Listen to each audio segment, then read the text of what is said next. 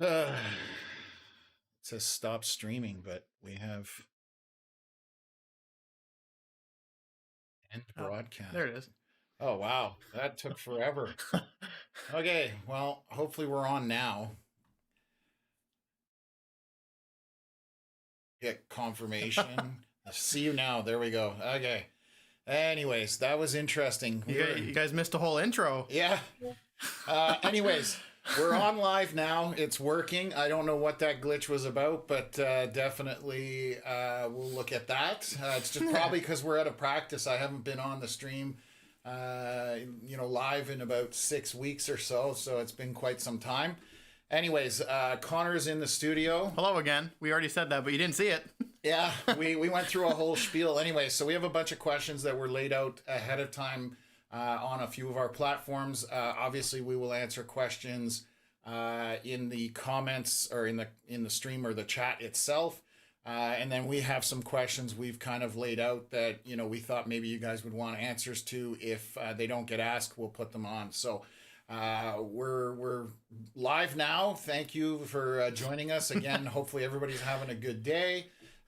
So Friday evening hanging out with us. So anyway, so we'll continue on here. I knew something was up when Curtis made a comment about whether Connor's beard would be on the stream tonight. And at that time we thought we were live. So I was kind of thinking that was a question that didn't make sense, but now it makes a lot more sense as well. So anyways, good to see everybody in the chat.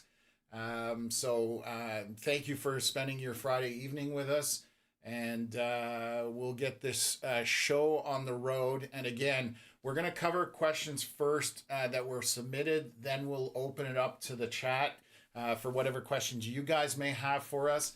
And other than keeping it PG, other than that, we're pretty open to whatever you guys want to ask, and we will do our best to answer those questions. So let's start out with our first question here. Was submitted through Facebook, I believe, and it says, what will storm season in Eastern Ontario look like this year, and what effect will the Super El Nino have on the severe weather season?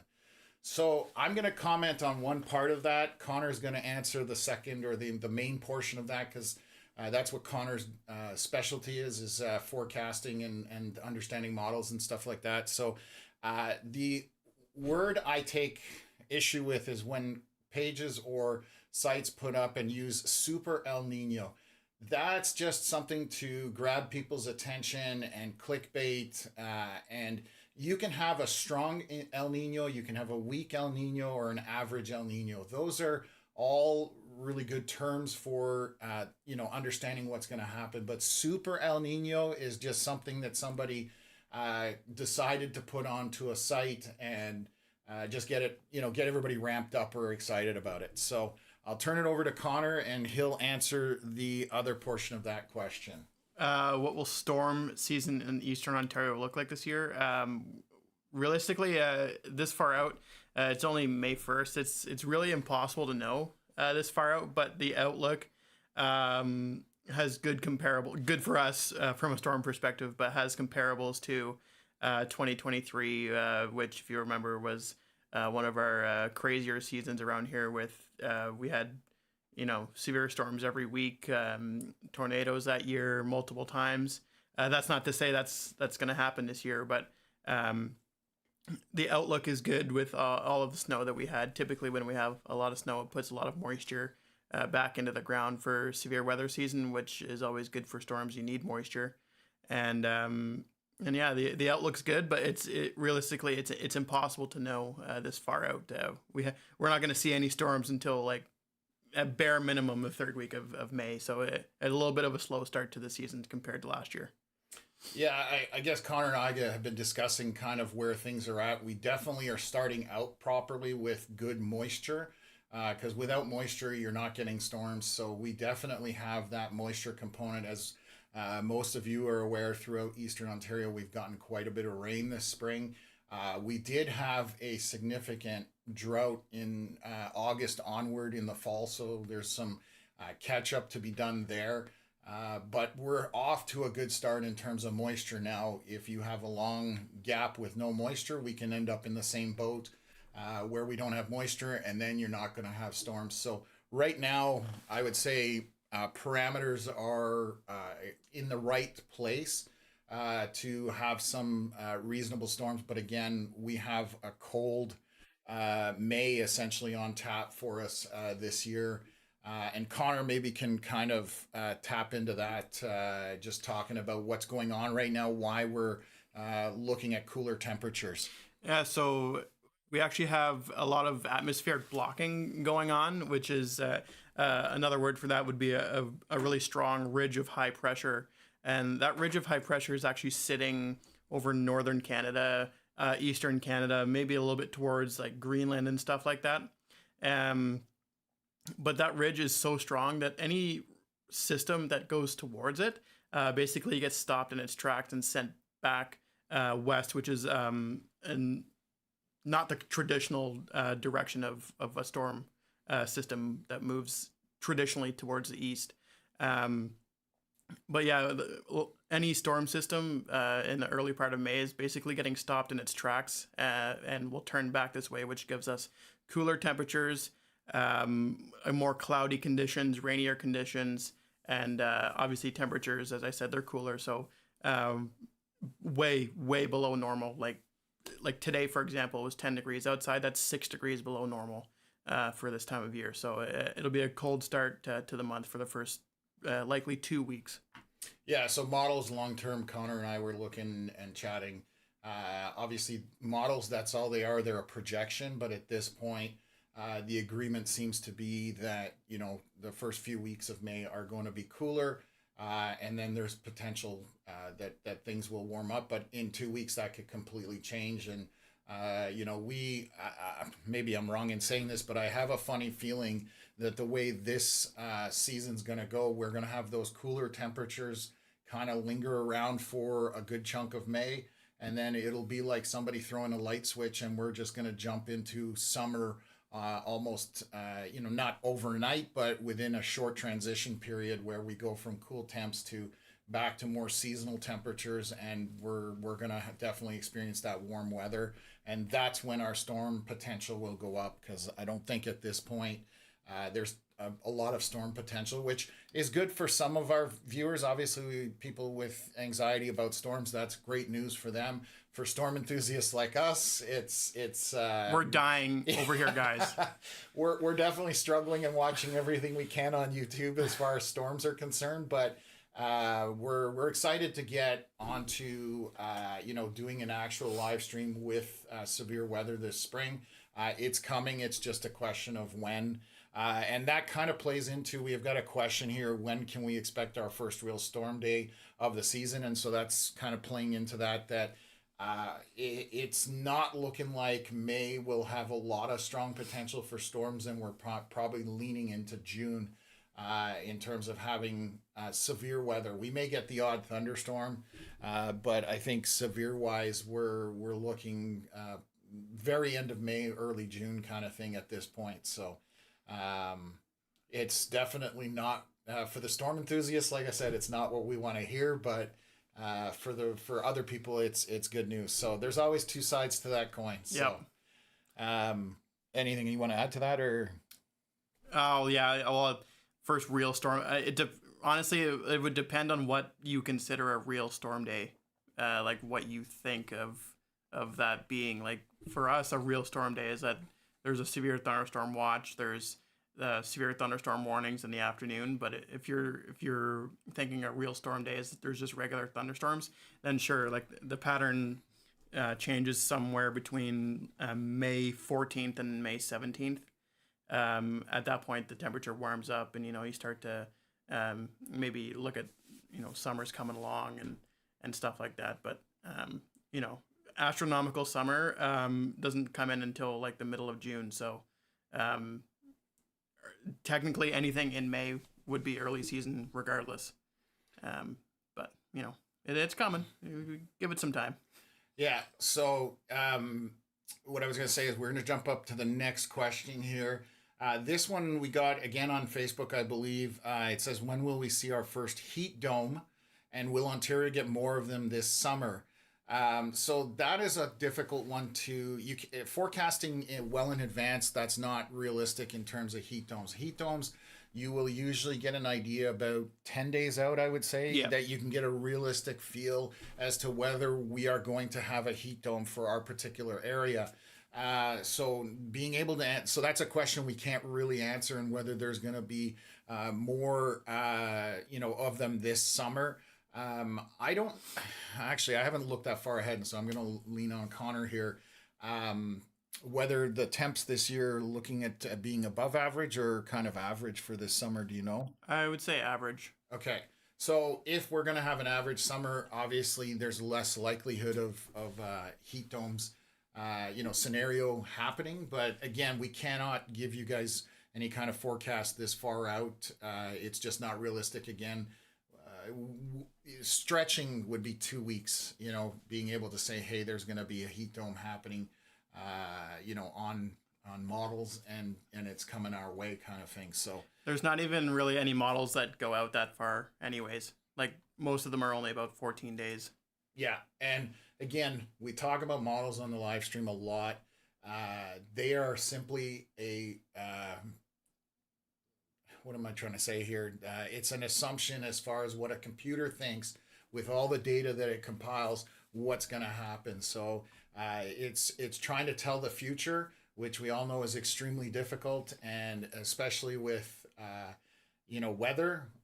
It's a difficult game to forecast. So we definitely, as a group, we don't try to forecast too far out, because it constantly changes from what it was thinking to 2 weeks out, and it suddenly changes about 5 times before it gets to that actual day.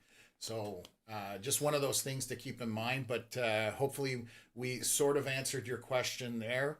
This one here, Connor, how is a mesocyclone formed? Was another question we got. So, good question. First of all, without getting too scientific on everybody, I don't want to bore you to death. Mesocyclone, that's part of the supercell. So to even get to that point, you need your warm air, warm moist air. You need your energy. You need wind shear. All these different things to even get to the point of a mesocyclone, forming. But yeah, it's basically just a thunderstorm that forms, becomes a supercell with all these different parameters that you need in order for them to become a supercell.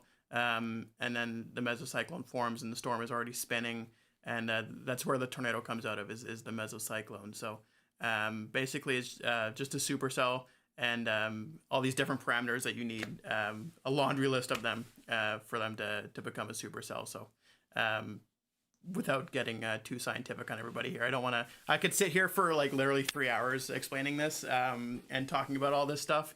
But yeah, that's your short form answer there. Yeah, I mean, I guess I can bring it down to, you need moisture.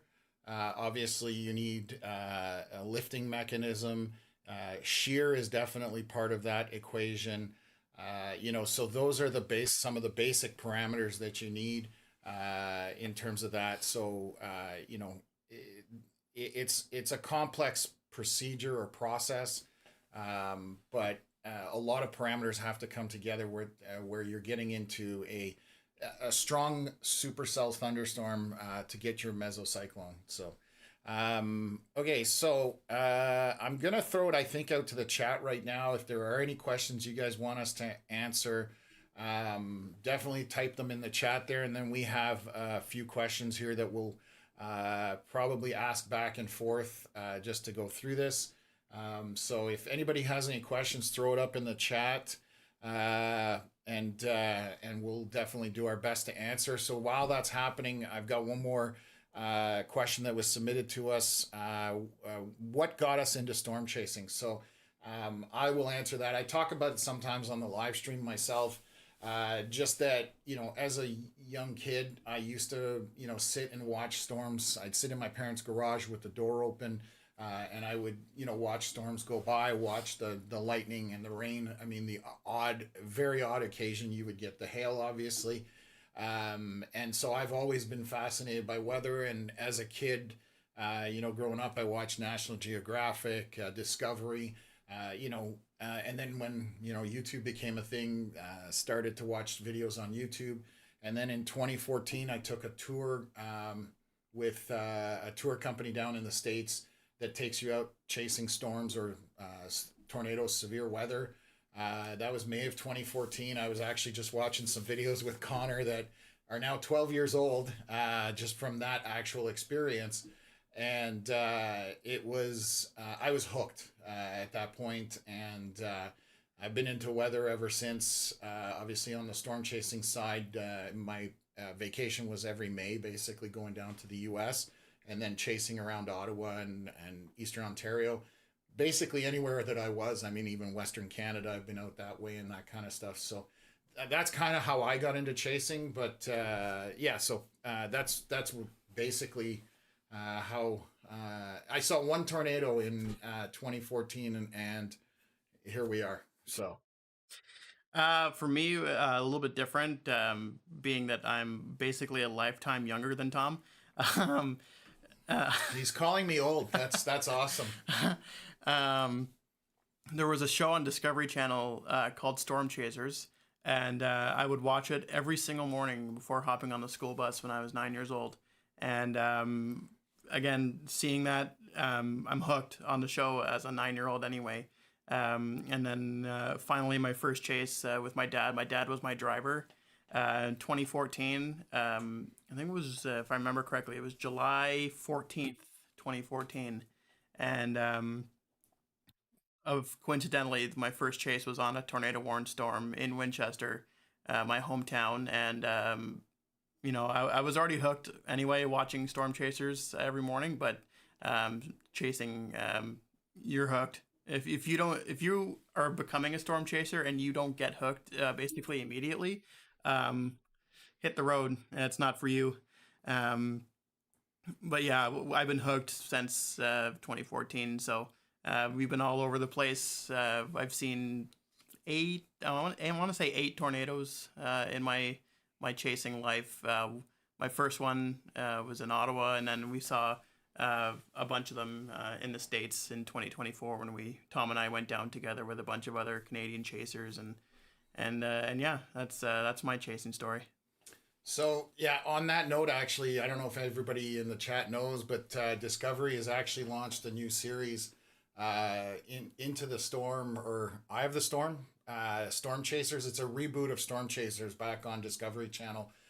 So they just announced that literally in the last week. So it's May 17th, which I believe is a Sunday. That series is now going to be out on Discovery. So I'm excited to watch that. A bunch of my friends are in it.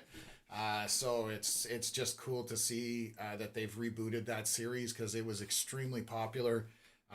It's a nightmare to produce, I will tell you that much, just talking to a bunch of people who were involved with it. But it is coming back. So May 17th on Sunday. I don't know the time, but if you just look it up on Discovery, I'm sure you'll be able to find it. So anyways, I'm excited about that one for sure. So what have we got? Okay, we got some questions here. Grayson asking, do you think that this summer we will have a couple of tornado watches? I'm going to give my 2 cents. Connor will give his 2 cents. I think it's hard to say this far in advance, obviously. It is rare that we don't see, because Eastern Ontario is a very large region, and even heading towards Toronto. So I think there's definitely a chance for, a few watches throughout the season. Last year, the season died first week of August and there was nothing. So you never know what can happen. And again, last year, none of us would have said that first week of August, our severe season would just die. So again, predicting the future is tough, but I definitely think there's a good possibility that there will be watches out. And I'm going to kind of touch on that. Watches and warnings. For anybody that's, not familiar with that, watches, your ingredients are there. So, pay attention. The possibility is there. Warning means that those ingredients have come together and you now have a situation where whether it's a severe thunderstorm, warning or tornado warning, those ingredients have come together where the potential is now there that something is going to happen. So, and I'll let Connor jump in here. Yeah, pretty well the same thing. I mean, it's last year was an outlier. We didn't really have a tornado watch, but it's usually a safe bet that you see at least one per season around here. You just have to have all the parameters that you need. They all have to come together at the same time, and it doesn't always happen. But it's pretty safe bet to see one per season around Eastern Ontario, I would say.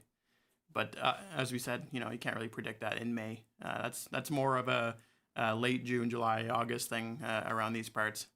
Yeah, I literally had to turn my furnace on today, so it's sickening. This is a cold May, so yeah, we're definitely a long ways off right now as it looks in terms of any kind of higher end severe potential. And so, I mean, traditionally, obviously, anybody who follows this stuff, July, August tend to be our real peak season, and middle of June, end of June. That starts to ramp up, but we could be later this year, and it's just a shift maybe, but we'll see how things progress. So I'm gonna throw this one at Connor, but Tornado Twins WX, when should we get ready for a summer forecast from you guys? So I'll let Connor get in on that. Probably gonna be closer to June 1st. Meteorologically speaking, there's two different kinds. Like there's astronomical summer and there's meteorological summer. Meteorological summer is June 1st. And that's kind of the point where we would start to think about making a summer forecast video. But again, astronomical summer, I think it's like somewhere around June 20th. I don't know the exact date. But yeah, we always typically go by the meteorological type of season. Okay, so next question coming from actually our moderator, Veronica, asking, what is your dream storm chasing vehicle? I'm a little partial to this one. It's right there. Yeah. And then up there, because that truck and I have been through a lot. But in reality, if we're talking about the existing storm chasing vehicles that are, for example, designed to intercept a tornado, I'd probably go with Dominator 2. That was probably the better version in terms of the Dominators. The problem with Dominator 3 is it's very tall and it has a broad sail kind of on the side in terms of the surface area. So it could get into trouble if the winds, they have a lot of surface area to work with there. That's my only thing. I mean, Reed's intercepted some crazy stuff in that truck.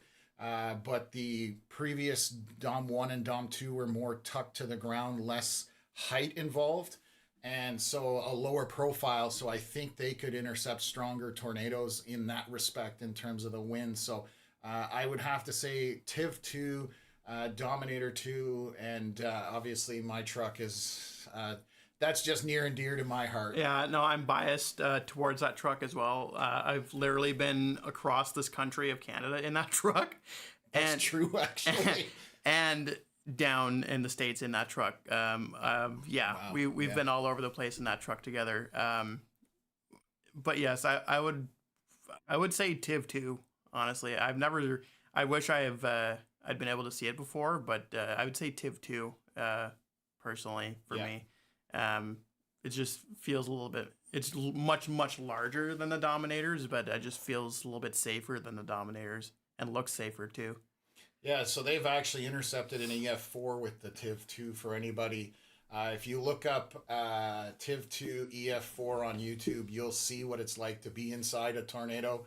That's a monster, and they got lucky at times because one of the doors blew open, but it's definitely a wild ride, and you're along for the ride, whatever that is. So stronger, braver people than I am. But anyways, I mean, I think I lean towards the Dominator side to a certain extent because they're the ones who originally started these intercept vehicles that got successful. But there's pros and cons to all of them. So Anyways, okay, let's get back into the questions here. Travis asking, do you have any formal training in meteorology or are you self-taught? So 100% I'm self-taught Yep. in the sense that I've studied everything I can online. But when I got into storm chasing, I was very lucky to meet some very good storm chasers, and I always know when to shut up. Surprisingly, as much as I talk on this live stream, I do know when to stop and listen. And when people are talking, there's a lot of people out there that I owe a lot to because they've taught me so much in terms of the storm chasing aspect, not just being able to understand what's happening, but also navigating around a storm. People don't realize storm chasers, when they're chasing, there's a skill to moving around a storm, to navigating around it safely, not getting yourself into trouble. Braden Morriso definitely has taught me a lot of stuff. Mike Scantlin, Connor McCrory, Ben Holcomb, all these people. Like I said, I'm privileged that I was able to, get one-on-one time with these people and learn from them. And that's why, I have the understanding that I have today, on top of the experiences that I've had. So, definitely self-taught, but it's something I'm super passionate about. For me, I'm also self-taught. I wanted to go to school for meteorology. It just so happens that I am god awful at math, and I was never something that I could get over. Did it suck? Yeah, sure. I would love to go to school for it, but I can't really deny what we've been able to build with this, with my page, with everything else that's gone on since I chose to not go, right. And I'm living the best life with everything going on, even without going. So I regret it to a certain extent, yes, but also on the other side, no, I have zero regrets. Perfect. Okay, so we'll jump into what's the next question here. Just looking here. Curtis making a comment saying, storm chasing the best way to burn all of the gas you can in a short period of time. And with gas prices right now, that's definitely a huge concern. So, yes. So how do you navigate which roads to take while actively chasing? That's a great question. Really good question. And so that comes down to a couple of things. And I've been bitten by mapping software. Me too. Had scenarios where there's supposed to be a road there isn't. One of the main reasons I can't point here, this truck. So this truck was designed to get close to tornadoes, but more so get away from them. So having the right equipment under you, if you are running all season or summer tires and you're in an SUV, you stick to pavement. And the problem with chasing in Canada, in the US, when you get into those rural environments, most of the roads are dirt roads. And when they get rain on them, especially in the US, they turn into the equivalent. If you've ever made yourself a Duncan Hines cake, it turns into cake batter, and it's sloppy. It's really bad for traction. So that truck, one of the things I spent a ton of money on every time I had to replace the tires was a aggressive set of tires for being off road. So that truck for me, I have a saying, and I actually have a shirt somewhere. My saying was dirt roads equal tornadoes. And the reason I say that is that most chasers stick to pavement. So you end up in a conga line where you have it's like rush hour traffic. You hit those dirt roads, that allows you to navigate and get around the chaser traffic, but you also have to have the equipment underneath you. That truck I would trust anywhere. Also, having the driving ability as well. I've got probably 2 million kilometers under my belt of driving, maybe more. And it's just coming from experience. So yeah, I would say equipment is the biggest thing. And there's another secret that I actually learned from Mike Scantlin. Obviously, I started in 2014. Same with Connor, but looking at Google Maps and taking satellite views so you can actually see whether the road is dirt or whether it's paved as much as possible on that app, because it's not always the latest photo or whatever, but trying to do that. But I've been down a road where, Google said go this way, and that road went from dirt road. I went from, paved road, dirt road, to two tire tracks, to goat path, and then you're in a farmer's field, and you're like, what happened? So you try your best to mitigate things, but I would have to say rubber in terms of the tires and having all-wheel drive is key for storm chasing if you're going to do it anywhere off of paved roads. How do I navigate which road? I guess if you're chasing in one area a lot, like I do around here, I very well know this entire area like the back of my hand, and I know which roads are bad. I know which roads are good, and you really have to know the map of where you're around. And have I been burned? Yes. I've 100%. I've had multiple experiences where I go down a dirt road in the middle of a forest, and this happened last year, actually, June 19th. I was in Quebec for this one, and this was actually this happened on our first live stream, actually. Yes. And I went down. I was in the middle of a really, really dense Quebec forest trying to get to the other side. And Google Maps told me to take a right turn, and eventually it would lead to the next main road where there was no trees. And lo and behold, I get to the end of this dirt road, and it's a cul-de-sac with ATV trails at the end. And that totally screwed my chase. I was basically done after that. I tried so hard to catch back up to it, and didn't work. So, in saying that, Quebec, I don't know Quebec as well as I know Eastern Ontario, but you do have to know where you're chasing, where's the best roads, and it takes time to learn it all. I've been chasing for 12 years, but it takes time to know everything as to where you're chasing, and it's just a little bit more difficult when you're chasing somewhere that you have little to no experience. But yeah, it's sometimes it's hard, but when you learn it, it's a lot easier to navigate. Yeah, I guess tools have gotten better in terms of navigating, in terms of the actual mapping software, and whether you're using Waze or whether you're using Google Maps or the Apple Maps. There's decent product, but when we started in 14, data was very hard to get. It has evolved, but it's definitely gotten better. So I definitely use mapping software a lot to try and figure things out, but it's not always 100%. So, okay, next question coming from Lunabella. Do your family / partners share your passion and or worry when you are out and about?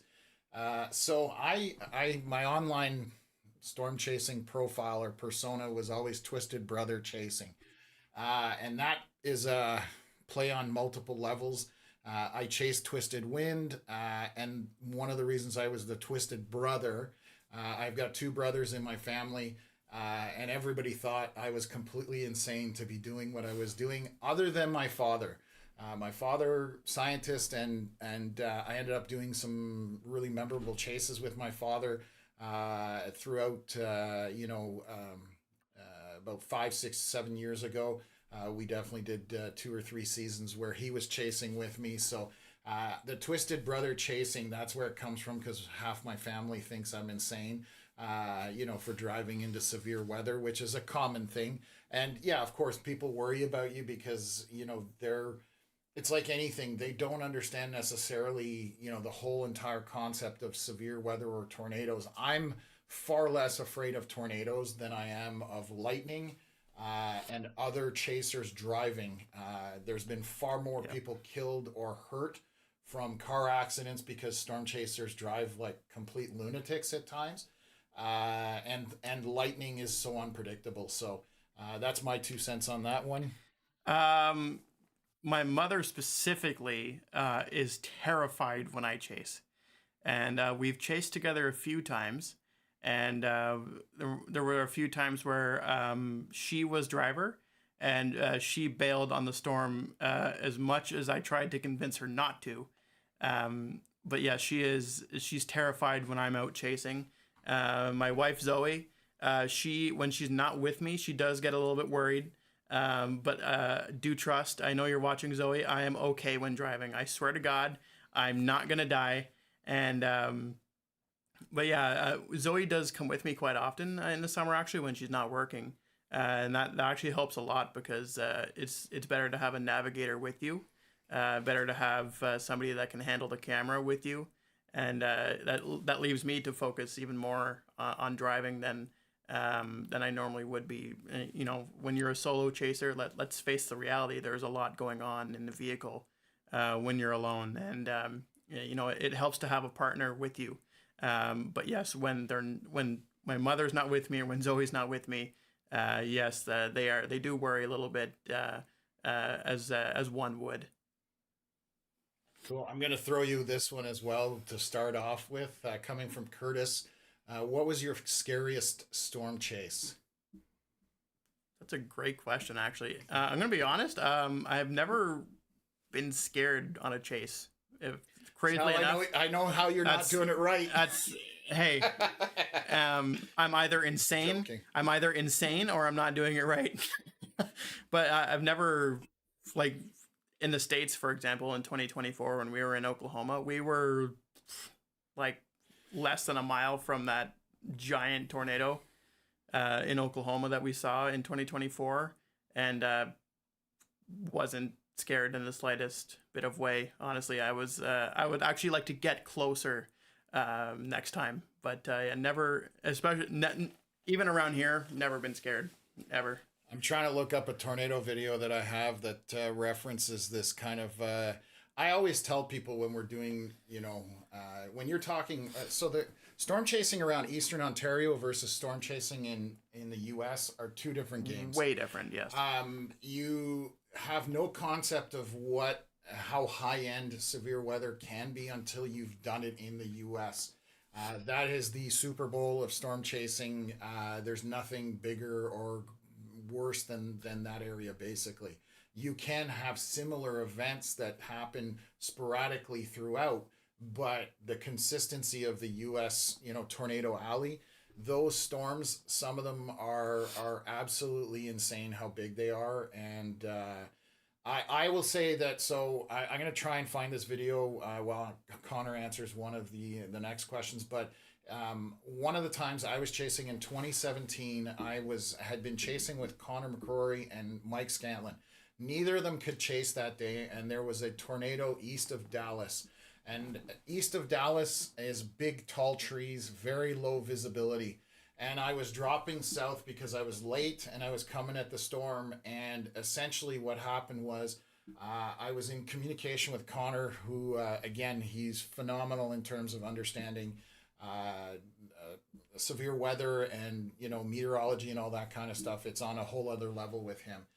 So he was guiding me, and so I ended up cutting across the northern part of a storm, and the storm was going northeast, and I had only one road I could take, and I was cutting across, and there was debris falling out of the sky, and my butt was puckered, I'm not going to lie.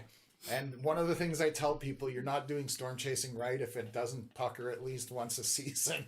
It still means you know you're alive and you're not thinking you're bulletproof, because a lot of chasers, all these guys that talk about getting 0 metering a tornado, as far as I'm concerned, that's a mistake. Shoot me for it if you don't like that, but I will stand by that statement. If you end up in a tornado, you have made a mistake somewhere along the line. Anyways, I was cutting across, and I remember looking south of me, and there was nothing but 40-foot trees, and I could not see, other than the sky was pitch black, I couldn't see any definition in the storm. So the unknown is always the scary part. And with debris falling out of the sky, you know there's a tornado there, but you cannot see it. So I remember getting to the east side of that storm, and I was like, this is super uncomfortable. And I bailed south, got out of it. But that definitely was one of the moments for me that was super scary. And then what was it? It was May of 2016. What tornado was it? It was after Dodge City. So it was Chapman, Kansas. And we were driving north at a tornado that was coming from the west to the east. And we were coming up to some trees, and I was like, this doesn't look good. It's going to throw those trees and they're going to land on us, kind of thing. So that was one of the more uncomfortable times as well, because Connor was pushing me to drive past it, and I'm like, dude, I know these trees are coming down. Anyways, everything worked out, but I've got a video, and I'm gonna try and find it here while Connor answers our next question. But those were I thought you were gonna say Barnsdall.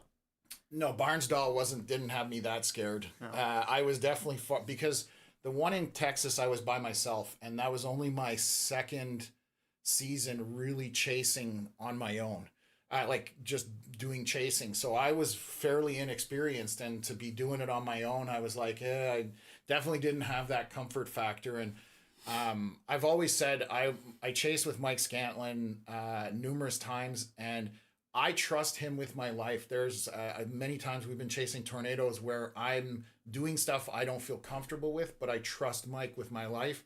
And, he's never steered us wrong. And so I would normally bail on the situation much sooner than he does, but he's seen 300 plus tornadoes. So he lives in Oklahoma, so he understands this stuff on another level as well. So anyways, we've been rambling about that, but let me see if we can get back into another question here, and then I'm going to try and see if I can find a video I can play for you guys. So where are we in the comments here? So who's your favorite storm chasing YouTuber? Coming from Hunter Graham Weather. That's a good question. There's two different ones that come to mind. One on the forecasting side would be Convective Chronicles, Trey Greenwood.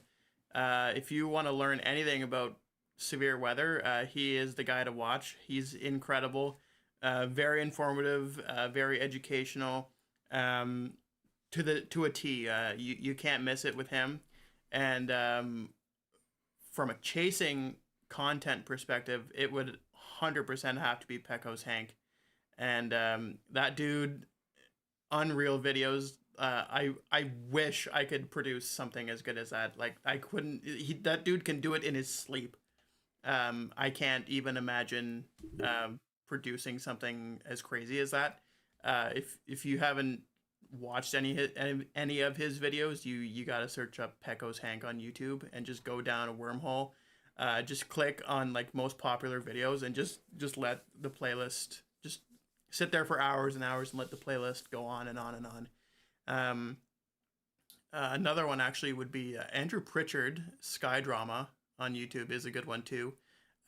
He's more of like a vlog style YouTuber for storm chasing, and he's a meteorologist that works for like farming stuff like that. But he does chase, and he makes really good vlogs out in the field as well. So I gave you three of them there. So I can't pick one, but I gave you three. So I'm going to comment that, yeah, Pecco's Hank, he's not only a good chaser, he's an awesome individual. I've met him, had the pleasure of meeting him, and he's one of the nicest guys out there. Daniel Shaw is another fantastic storyteller, and he is a machine as far as storm chasing goes. That man goes from one end of the country to the other driving, and he does 90% of it on his own. He's done it for a very long time. I want to say 20 years probably. But it definitely, he's definitely one of the ones out there that I would agree with. And Convective Chronicles as well. Just from the learning perspective, Trey Greenwood, he's another one of these people that truly understands this stuff on another level when it comes to meteorology. I have a soft spot for Mike Scantlin just because I owe so much to him, and then, I mean, obviously, if you're into the crazy, out of control, storm chasing, Reed Timmer obviously gets some crazy intercepts that nobody else gets because he's been doing it. He's one of the OGs, as they say. He eats, breathes, and sleeps storm chasing. Yes, yeah, and his self-preservation alarm is totally different than my self-preservation alarm. So gets himself into situations where I'd be like, nope, I would have been out of it half an hour ago. But it's just everybody's got a different style, right? So Yeah, so okay, we'll jump on to the next question. I'm struggling to find this video. I have a time lapse somewhere that's hidden, and I'm trying to find it. Uh, just trying to see if I have it somewhere staring me in the face, but I don't. I have so many videos that I have edited. It's crazy, but I guess that's a good problem to have. Where am I? There, 22. So bear with me for a sec here. Like I've got Chapman, but it's one of the Chapman ones. Sorry guys.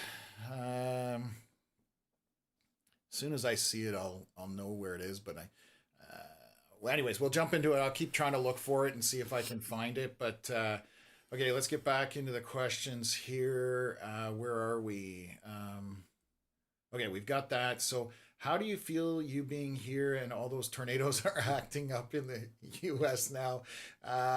I'm definitely struggling. I don't know how I would compare it, but you're constantly. I mean, I enjoy it. I'm really happy for my friends getting good intercepts and that kind of stuff. But you're definitely wanting to be there. So I've kind of with deploying this platform, Canadian Weather Live.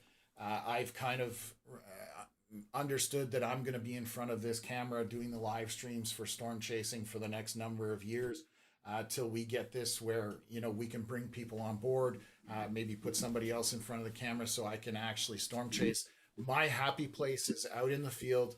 That photo, for example, that's my happy place in the middle of nowhere with a giant storm, and just me and Mother Nature and just watching that. That's I can't ask for anything else. It doesn't have to be a tornado, just supercell thunderstorm, just structure, lightning. You just see stuff you don't get to see anywhere else. So, yes, I'm definitely hurting watching it in deep down inside, but I realize big picture down the road, it might be better for me. Yeah, it definitely hurts a little bit not being able to see what other people are seeing down there. But all you can really do is be ultra focused on what's going on here and the plans for the summer around here and what we're gonna do with our chasing content and stuff like that. So does it suck on one level that we're not there? Sure. But I have high hopes for the season here. So yeah, we'll leave it at that. Yeah, and it's honestly 24 was the last year that I chased. That was it was one of my favorite seasons actually. So we're going on almost 2 years now that I haven't gone storm chasing. So I'm starting to come down from the the withdrawal. But yeah, it's definitely not a fun time. So what else have we got here? A question here from Daryl. Hi, gents. Is it true you can tell temperature in Fahrenheit by listening to crickets? So I've heard something about this. I've never heard about this I one. don't know the answer to that, but it has something to do with the frequency and the. So there is a way to do it, from my understanding. I don't have the answer for it. We might have to ask AI and Google about that, but there is a way to do it, but I'm not familiar with it.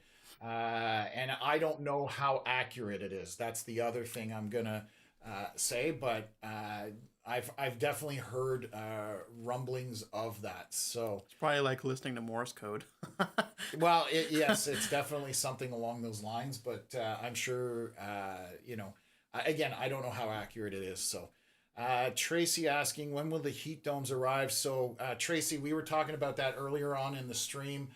Just it's very hard to predict anything as far as heat domes, anything more than our discussion was 10 days out. You can stretch it to about 2 weeks out, but beyond that, it is simply somebody just guessing as to what's going to happen. So I wouldn't put a lot of weight into it if somebody's trying to predict heat domes this far out. We are definitely off to a cool start. So that's my response to that one. What do you guys do when waiting for storms to initiate? I play Geometry Dash during the waiting game. So yes, that's a good question. I call that the hurry up and wait game.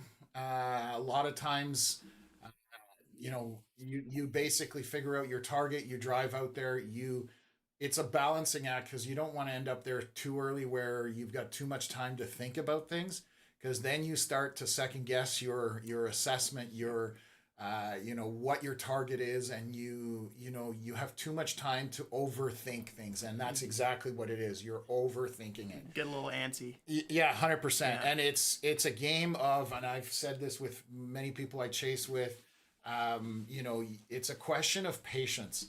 And you can either have too much patience or too little patience, and you hopefully fall somewhere in the middle and get it right. I'm a hybrid of both myself. Yeah. Well, like I said, I mean, it's a question of how much time you have. But so what do we do? So I will, a lot of times we play Frisbee, we hang out, we chat, we sunburn, because a lot of times, Connor's an expert at that.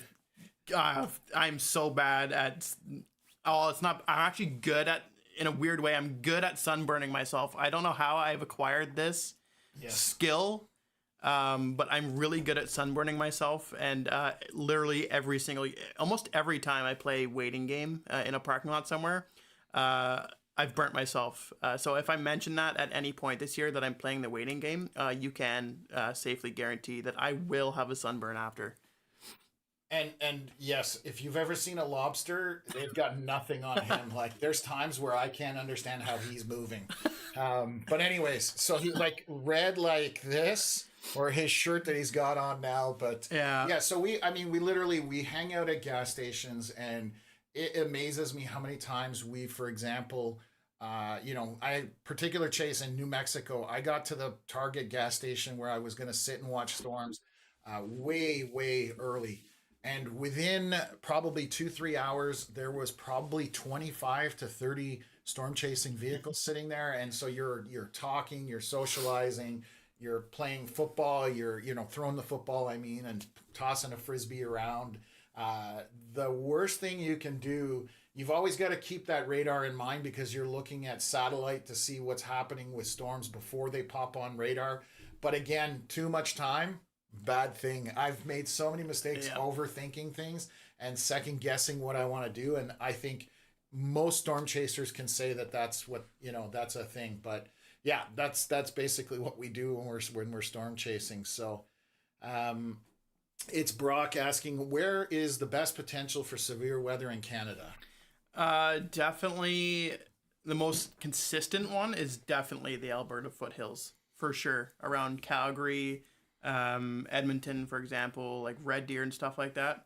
The foothills basically print storms all summer long, and it's amazing what they throw out. Like, I've been out there 4 times myself, and they throw out some amazing storms, and they occasionally produce tornadoes. It's not like Oklahoma where supercells just throw tornadoes down left, right, and center. We don't really have that in Canada, but Alberta is definitely produces the most severe weather in Canada. But I would say Saskatchewan's probably the most tornado prone, per se, province in the country. Saskatchewan is definitely my favorite province to chase in. Yeah, I love Saskatchewan. It's my favorite as well. And it definitely has some very pretty tornadoes. So I agree with Connor, what he's saying, and that's why I kind of threw it at him. I knew we would agree. But prairies, essentially, you're basically from Alberta, Saskatchewan, Manitoba. That's your, again, it's straight north, essentially, of Tornado Alley for the most part. So it definitely is the area where your best chances of seeing things as far as severe weather goes are concerned in Canada. But you can get it. Ontario definitely has a strong showing as well. Ontario is a very big province, so it does get a lot of footprint, but out west is definitely the best spot. Jordan Carruthers here saying Onyx Off-Road is another great tool for finding dirt roads, and that's one of the new apps that have come out in the last maybe 5 to 6, 7 years. For sure, that definitely helps with that kind of stuff, so good point there. What else is here? Hello, okay. Okay, so do you think there should be areas that should not give building permits to areas Tornado Alley in the States. So that's a question from Gayla. So I don't think you're ever going to have a spot where they're going to say you can't build. What you have to, I think the standards need to be, and with newer construction, is just going through and understanding, what those construction standards need to be for somebody to live there. But regardless of construction standards, I think that tornado shelters, if you're in a prone area for tornadoes, they should be more mandatory than they are. Tornado shelters, I would not, if I ever built a house down there or in that area or a tornado prone area, the first thing going in is a tornado shelter. And there's actually a really good video I just watched on YouTube where a family was building a house, and before they built the house, this was Enid, Oklahoma, actually, and they just got hit by a tornado, but in the last week, they put in a tornado shelter, underground tornado shelter, before they built the house, and they had RVs set up where they were living while they were building the house, and it saved their lives. Literally, the kids, or the father made them put it in, and the younger generation was like, why bother, and they were like, I am so glad that he forced us to do it, because they ran to the tornado shelter. All the RVs were destroyed, and they survived the tornado because they had that shelter. So I think it's more about having a place to go in case something happens, and just increasing the standards of construction. But down there, a lot of them are mobile homes. It doesn't matter how good you build that mobile home, it's mobile. So it's not going to withstand any kind of serious wind threat. And that's why the tornado shelter part of it is more important to me, I think.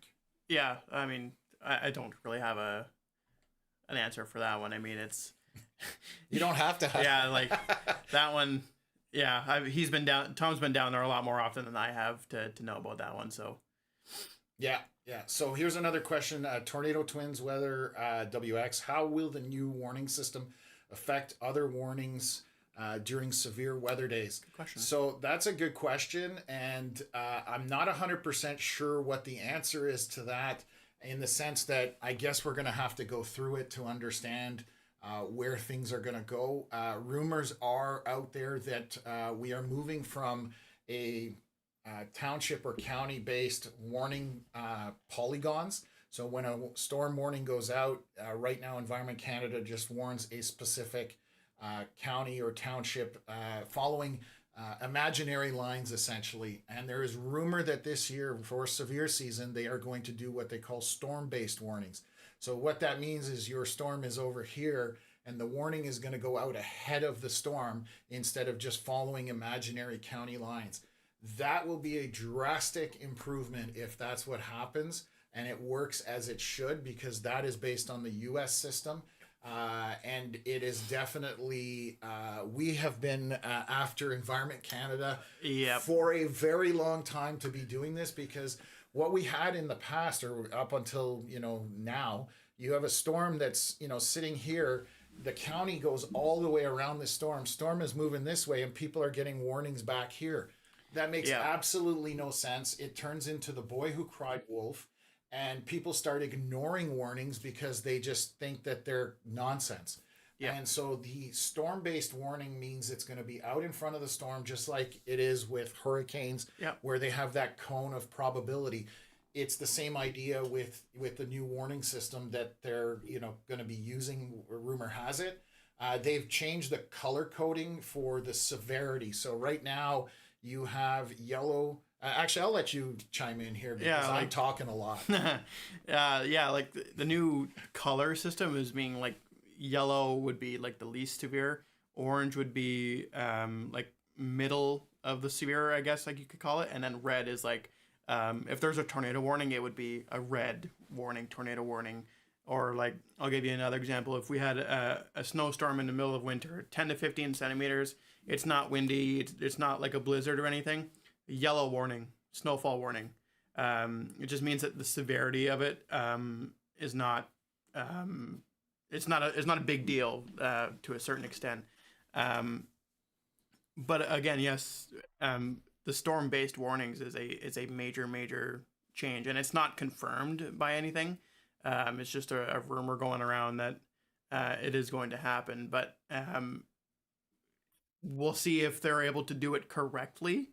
They should have made the change 10 or 15 years ago, if I'm being honest. Like, there's no chance it should have ever gotten to this point where we're still dealing with the same system that we've been saying should have been gone 10 or 15 years ago. Like, you shouldn't be warning by counties. You should be warning by where the storm is and where the storm is going. That's how you create more accurate information for who's reading your warning, who's receiving your warning, and stuff like that. But again, if you're receiving the warning on your phone, that's a whole other problem as well, because the alert system from your phone, Alert Ready in Canada, is a bit broken as well. But that's a whole other other topic. And we're hoping that with the storm-based warnings that will actually improve. But again, until it's deployed, we have no idea what's going on behind the scenes with Environment Canada and what they're doing. But we're hoping that that's what's going to happen. So we're hoping that it's going to be an improvement for this severe weather season. Question here. Do you see the crazy faces in the storm clouds, especially the last few years? Coming from Ken. So I unfortunately look at the storms and I look at structure, trying to analyze what's going on. So I don't have, I would rarely see any kind of face in a storm unless it's blatantly obvious. I unfortunately am over analyzing the storm more than likely. Yeah, me too. So that's my response to that one. Yeah, But I know that people see it. Like, occasionally you'll see like a shape of a cloud, like a dog or something, for example, or like somebody's face. But as a chaser, if you're looking for shapes in clouds while you're storm chasing, something's wrong. You're very, very much distracted by what the actual storm is doing. So I don't notice it very often. Yeah, we look at storms and we're trying to figure out what's actually happening with the storm. So we're definitely overanalyzing it in that respect. Question here, Tornado Twins WX, what will the main storm type be this year? So I'll let Connor answer that. Traditionally, here in Eastern Ontario, we like to do QLCS storm events, which is quasi-convective linear system. That is basically a really long word for a line of storms. We like to do cold fronts here. We don't do supercells very often. But yes, that lines of storms pretty well dominate the season around here most times. 2018 being an outlier, 2023 being an outlier.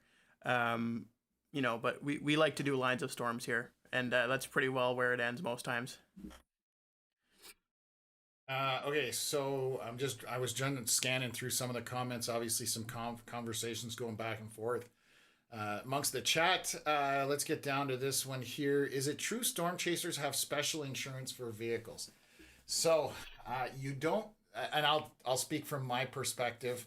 I definitely there's nothing wrong with storm chasing. An insurance company can't really tell you that you can't storm chase. If you're doing it for business, that's a whole other ballgame. Not even you need to be insured for that because you have other people in the vehicle. But personally, driving in terms of storm chasing, it's not something where, there's an official association that says you storm chase, you're going to get into, your vehicle damage and that kind of stuff. I've chased for over 10 years with the Blue Moose pickup truck, and for example, I don't claim any windshields because I smash windshields almost like I change underwear sometimes. It's that often. My record for smashing out a new windshield was 9 hours from the time it was installed to that afternoon blowing it out again, and I knew I was going to do it because of what the parameters for the day were. We were looking at very large hail. And I was at the glass shop and I told the guy to order another windshield for tomorrow because I knew I would be back. And I rolled in the next morning because he thought I was full of it. And the next morning I rolled in and he was just like, what? It hadn't, and the seal around the windshield hadn't even cured. So as a storm chaser, the only claim I'm going to make is if it's something very serious. The minor dents and scrapes and scratches, none of that is going to, you're crazy if you claim that. Because your premiums would just go through the roof. So I will say that no, most storm chasers don't have insurance, and I do know in the U.S. there's companies that are storm chasing companies, and they don't have the right insurance. So you get in an accident with that company, and they don't have the coverage to protect you, or so you have to be careful who you go with and do your homework as far as storm chasing is concerned. But no, overall, you don't have special insurance for vehicles.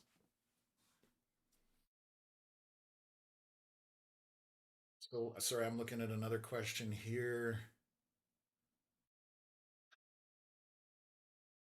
Oh my God. I How do you know about this? So, how about the time you misplaced your phone somewhere in your truck and your mom, while watching your live stream, decided to call you so you could locate your phone by the sound of ringing? So, this sounds like my mom. Would be my guess, because there's nobody that really knows about that unless you were watching the live stream back in 2016. That definitely was the best storm chase day of my life. That was Dodge City, Kansas in 2016. Saw 13 tornadoes in the span of just under 2 hours. That day will never be replicated. Well, probably not likely to be replicated in my lifetime. But yes, I had misplaced my phone. It slid between the seat and the center console, and then my phone is ringing, and it's my mother. And I've literally got two tornadoes on the ground, one out the left window and one out the front. And I'm like, why is my mother calling me right now? Like, this is the last thing I need, to worry about and be distracted. But that's interesting that's in there. So, like I said, that's probably my mom asking that question. So, or somebody who's been following me for a very long time, which I'm touched at that point. What else? Okay, so good evening, Tom and Connor. How we doing today? Great, thank you. Could be warmer, if I'm being honest. I was gonna say yes. We could be warmer or storm chasing. C'est la vie for a Friday night. So that's from the Modern Cat. Thanks for jumping in the chat here.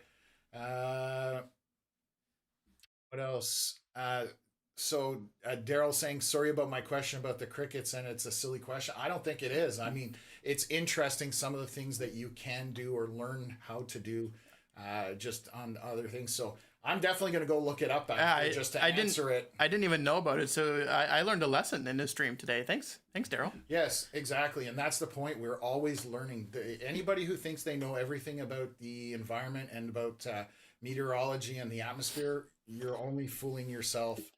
What else here? A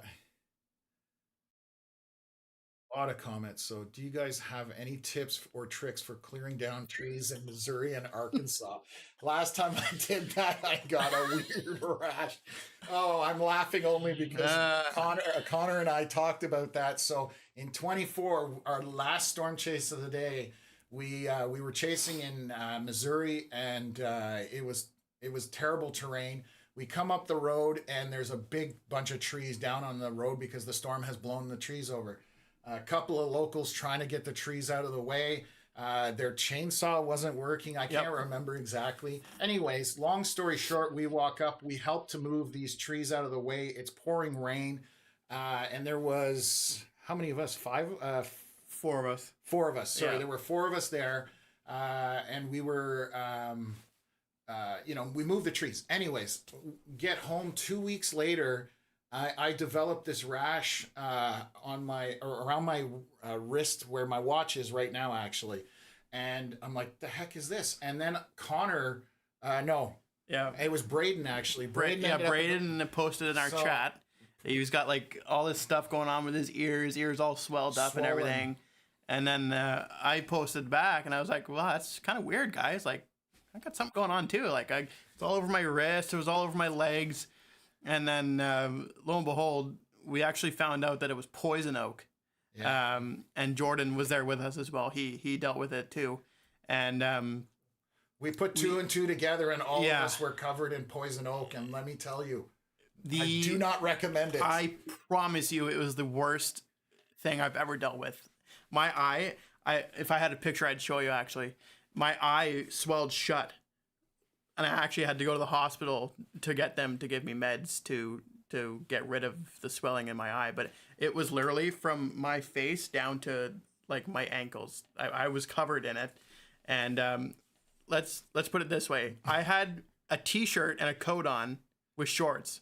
There were dudes in Arkansas cutting that tree with no shirt on and shorts and Crocs. Okay, Yeah, they I probably got it cannot worse. I cannot imagine what they dealt with. Like I was in agony for like 2 weeks Yes. straight, and I can't. I've never had poison Never. ivy or any of that, and they say that the first time you get it, it can be delayed by a couple of weeks, and that's exactly what happened.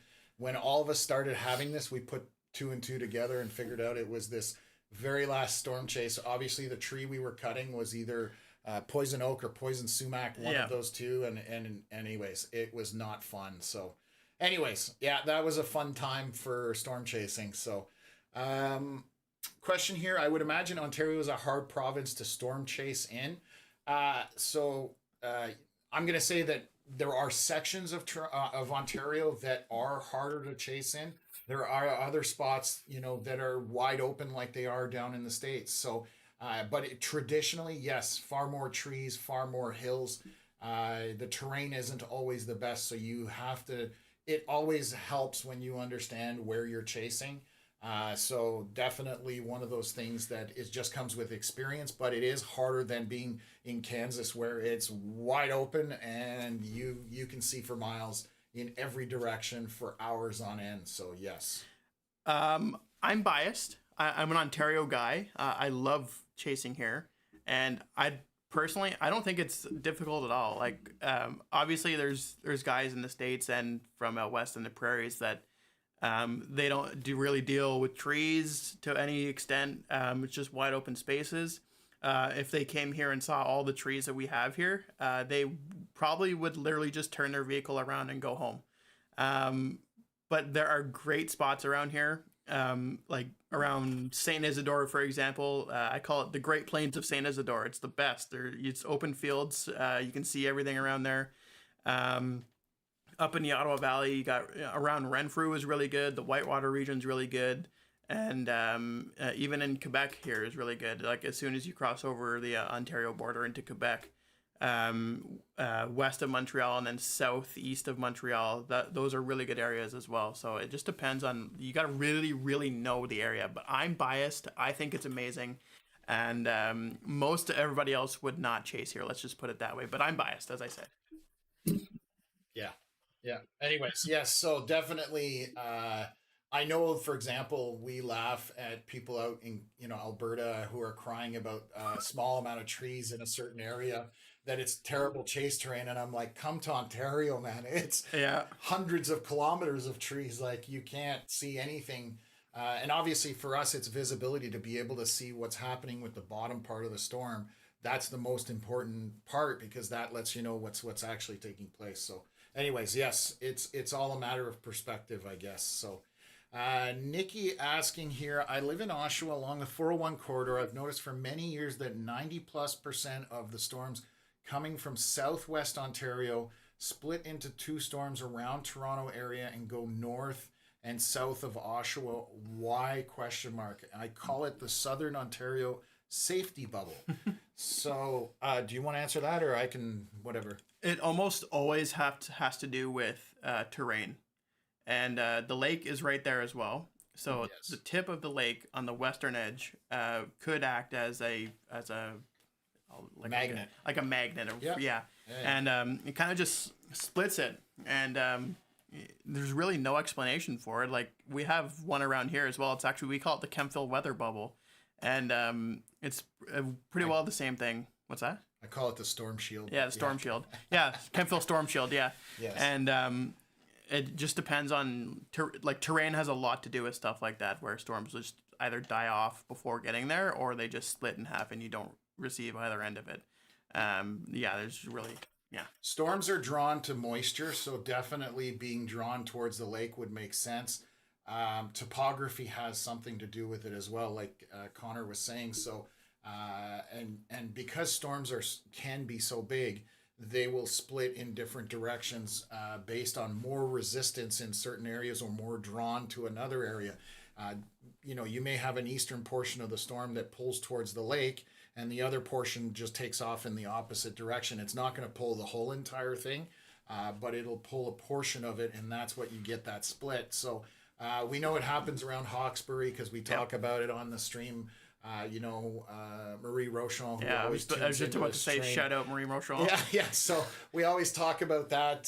So Hawkesbury, so you can have these little, things that affect storms, but again, most of it has to do with moisture and then elevation. Essentially, those are the two things: change in elevation and moisture. That would be the two things. So. What else? Curtis here. The rash saga was wild to watch unfold in the group chat.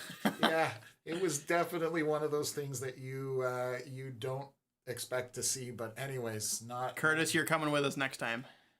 Yeah. So yeah, and I was gonna say, and Grayson here saying Connor posted an image of his eye when he got the poison oak on Facebook, and yeah, it was definitely an interesting thing. So. I don't want to relive that. Did it once, got the t-shirt, never. Once is enough. What else? We have a tree in Sask. Every Christmas, the entire province comes together to decorate it. What? Is that real, Curtis? That there's a bunch of people that get together and decorate a Christmas tree?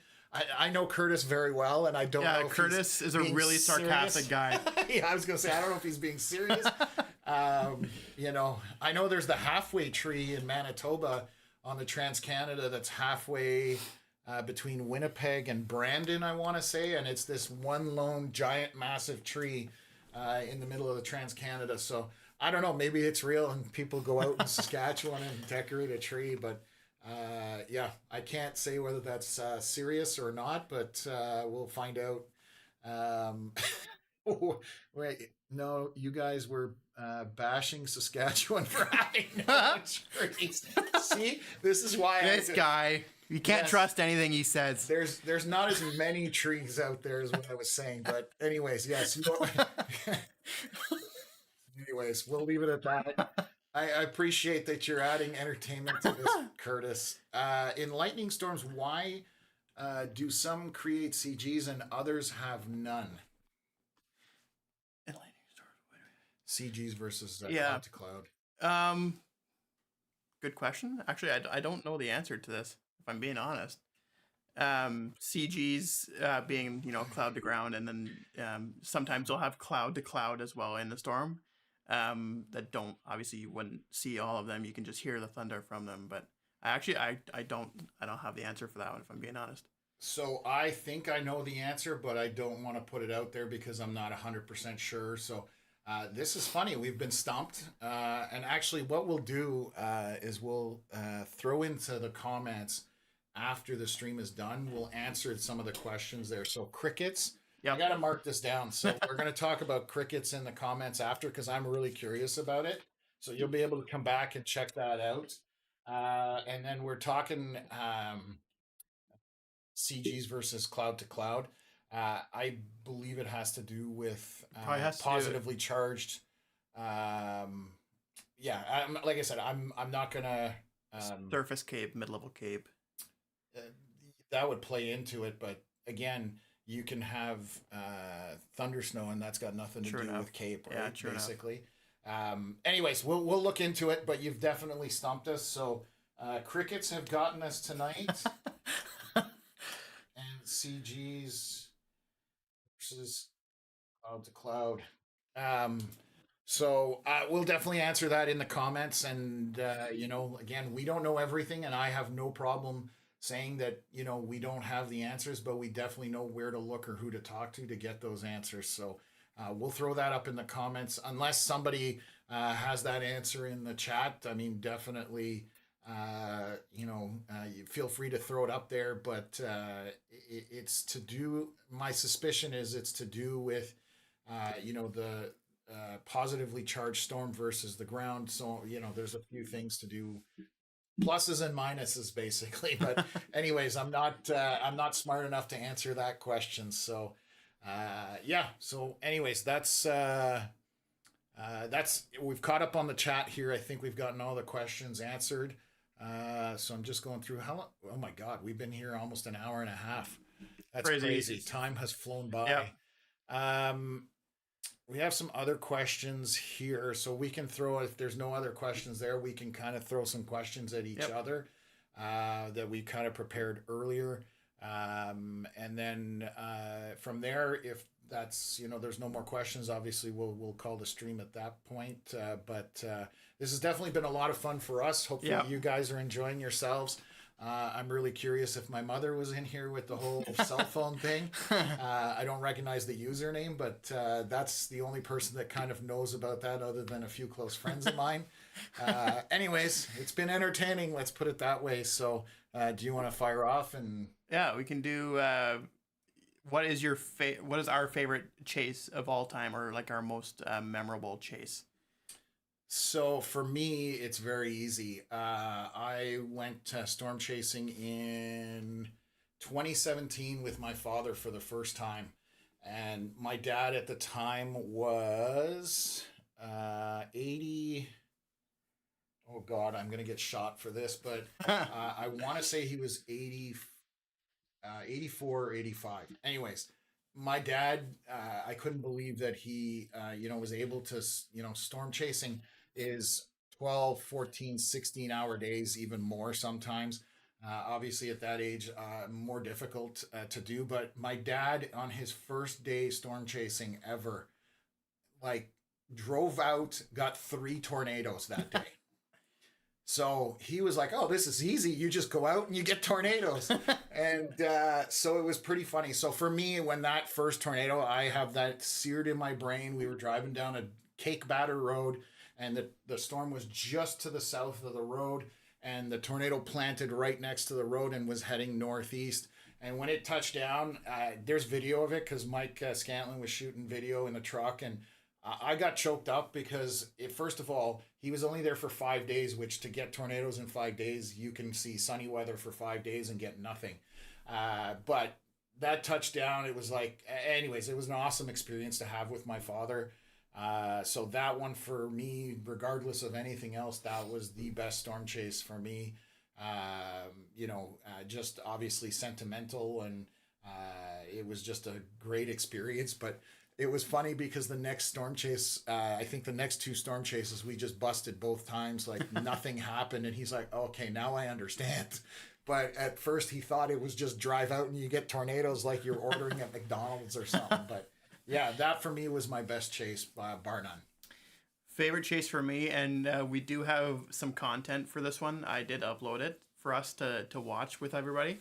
Favorite storm chase of all time comes from May 23rd, 2024 in Oklahoma. Yeah. Favorite? Yeah. Okay. And is there a video or no? Just photos. Okay, so let me go full screen on this. So do you want me to just go? Sure. Yeah. Okay, so I'm gonna just share this screen. So this one was the beginning of the day. Actually, we had sat in a parking lot in Texas, and it was blistering outside. It was like 38 Celsius without any heat index or whatever. And we sat there for like 3 or 4 hours, and finally the storm started to go. And this was a shear funnel. So like this isn't actually going to touch down or anything. This is just it shows you that there's vorticity in the air. There's wind shear in the air, and that was our indication that it was going to be a fairly good day. And then you can scroll to the next one there. This is actually quite a bit after that first photo. We were into the southwest corner of Oklahoma. El Dorado. This is El Dorado, Oklahoma. And actually, no, this is Olusti, Oklahoma. Oh, yes. Yeah. And we had a long journey to kind of like catch back up with the storm because we had to deal with the river that was in the southwest corner of Oklahoma. And we finally crossed the river and got out in front of the storm and started to drive back at the storm. And you can kind of see the sheer size of the storm as we're going through town here. And then you can keep going there. Oh, sorry. No, it's all good.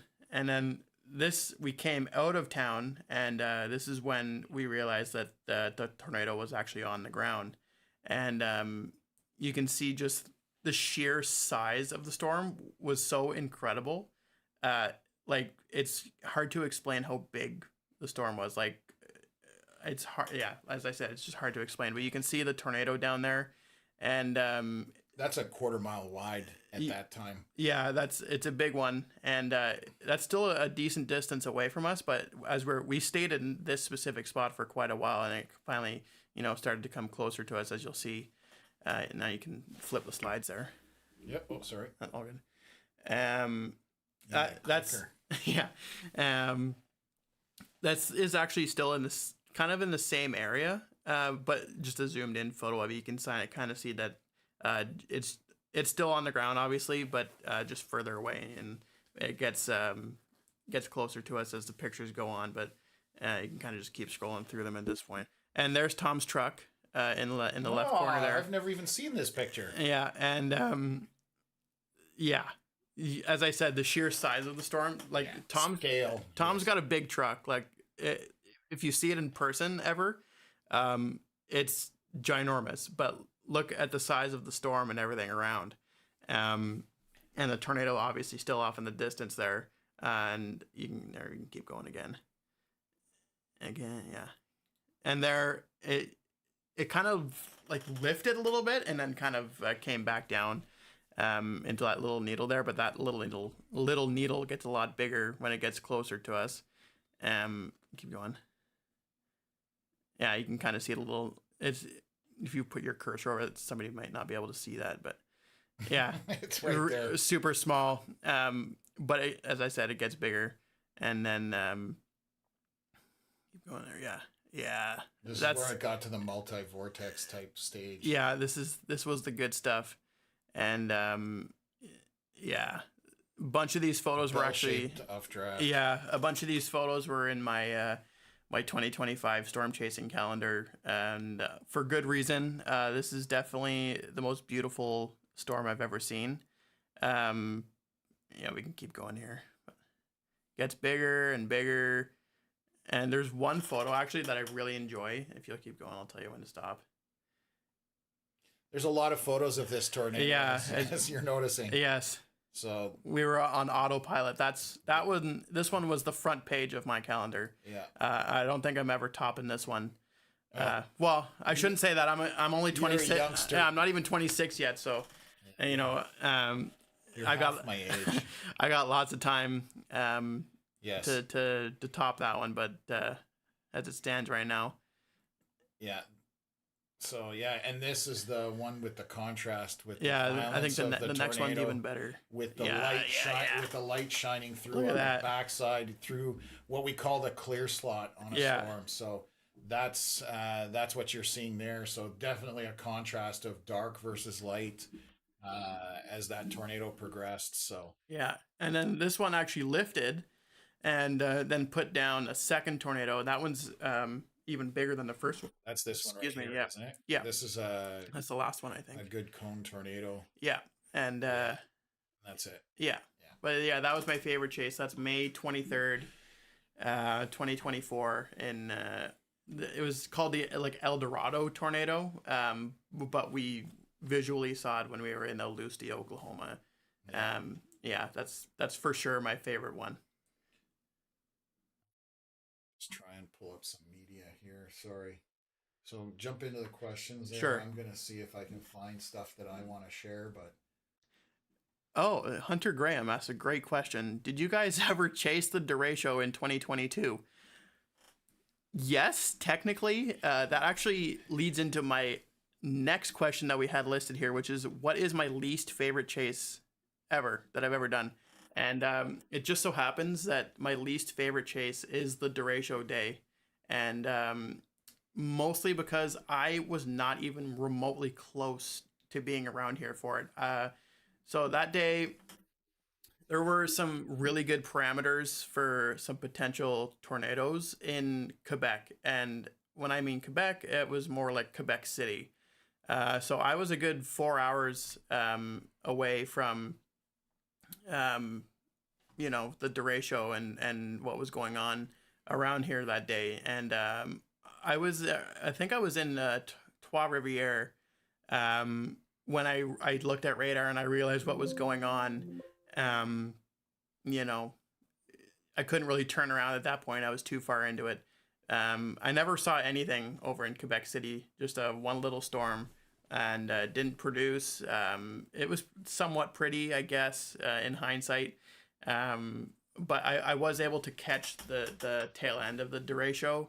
I think I was in Sorel Tracy, Quebec, north of Montreal, somewhere around there.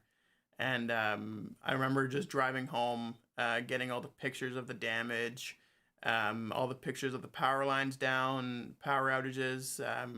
You know, it was, I guess you could say it was a once in a generation type of event around here. And that's hard to say. Like it definitely could happen again.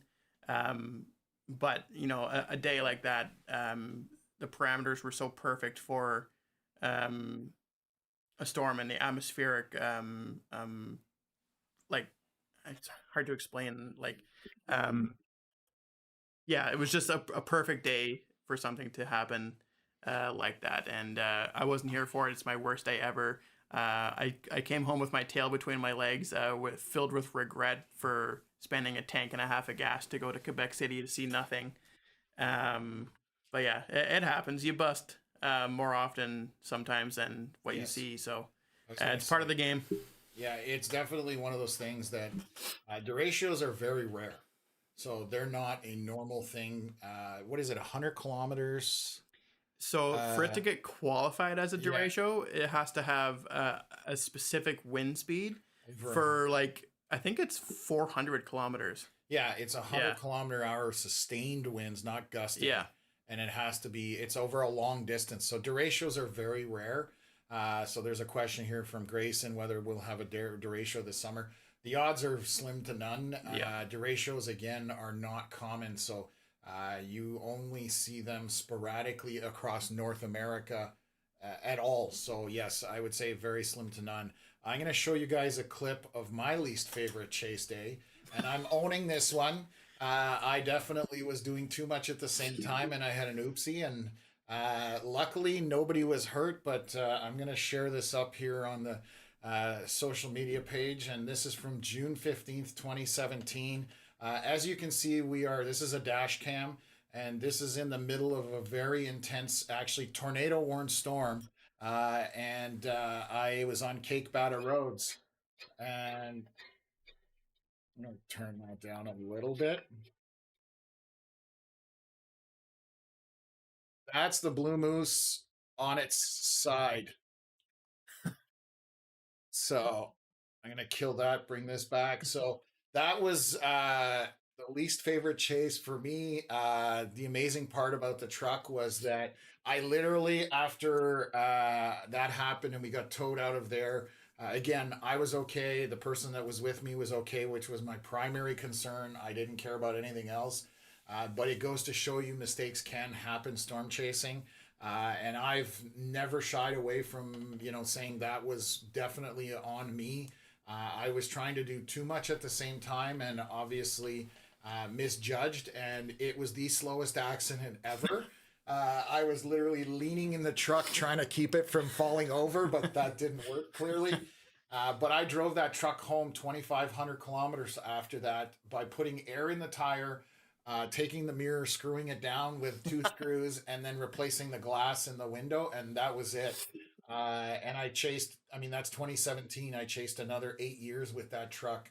7-8 years, sorry. And it was on its side literally. So anyways, my least favorite chase day by far, in terms of that. So anyways, what else have we got here? Veronica, you've probably already tuned out. I just see in the comments that you had to go to bed. Thank you for being in here. Appreciate everybody who has tuned in. Curtis, again, you're probably already gone, but thank you. What else have we got here? Okay. Luna Bella saying, oh my God.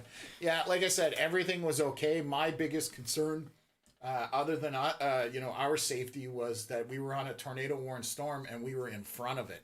So I was concerned about flooding in that ditch, and second, that maybe a tornado was coming at us. So, anyways, yeah, that was not my brightest moment, but it happens to the best of us, as they say, and everything turned out fine. But it definitely made me rethink how I do things, and I've adjusted accordingly. So, what else have we got here? If I'm not sure, let me see. We've been going. Wow, we're almost 2 hours into this. Okay, Shannon saying, "I'm cleaning that camera sensor, Connor. Stop in on your way out this year." I'm not sure what that's in regards to, but it obviously was something we were talking about. No, earlier. It was from my camera lens was dirty when we had that shear funnel in Oklahoma. Yeah. Yeah. Gotcha. So yes, Shannon is a very good photographer, and definitely knows how to maintain her equipment. If any of you think I'm good, she is on another level than me for sure. Like I can't even do anything as good as her. Okay, so I think we've covered pretty much everything. I don't know if anybody has any more questions, or if you let me ask you guys this: do you guys want to see other stuff? Have us go through more questions, or are you guys satisfied at this point with where we've been tonight? So I know it's Friday night, and I know Connor hasn't had dinner yet, and it's almost 9 o'clock. Hey. So the missus at home might be ready to strangle you, but anyways, if there's more questions, we'll stay on. Otherwise, we'll probably just pull the plug. But I'm curious what the chat thinks here. So, there's a couple of yeses coming out there. So I guess some people want more. Okay. You guys are awesome. Thank you very much for the compliments. We appreciate. Yes. Thank you. That you guys are in here. So that's awesome. So yeah, we'll definitely go through some more stuff. So I will ask this next question. What